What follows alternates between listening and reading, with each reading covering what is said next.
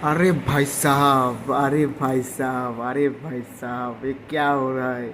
ये क्या हो रहा है भाई साहब? ये क्या हो रहा है? কি বলেছিলাম ইন্ডেক্স পড়বে, ইন্ডেক্স পড়বে, ইন্ডেক্স পড়বে।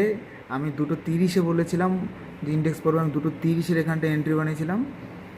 ইন্ডেক্স পড়েছে, টার্গেট হিট করেছে। ইয়েস। আমি ছোট্ট পজিশন নিয়েছিলাম, ছোট্ট একদম ছোট্ট পজিশন নিয়েছিলাম। এই যে এই পজিশনটা নিয়েছিলাম, এই যে এই পজিশনটা তোমার 24,400 পুট। মার্কেটে ভলিউম ছিল কল সাইডে, সেলার ছিল পুট সাইডে। সেলারকে লস করাবেই মার্কেট শেষ পজিশনে এসে। তো এক আমার এন্ট্রি করেছিলাম আমি 2 টাকা 50 পয়সায়।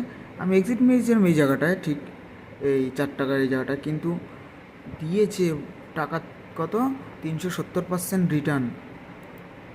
আমি এক্সিট মেরেছিলাম কেন, এই যে এই কারণে, এই ভয়টা পাচ্ছিলাম, এই যে এই ভয়টা। মার্কেট যখন এক্সপায়ারির দিন রিসেন্ট হঠাৎ মুভমেন্ট করে, তখন কি হয়, সে একটু দেখাবেই। দাঁড়াও, আমি একটা মার্ক করে দিই।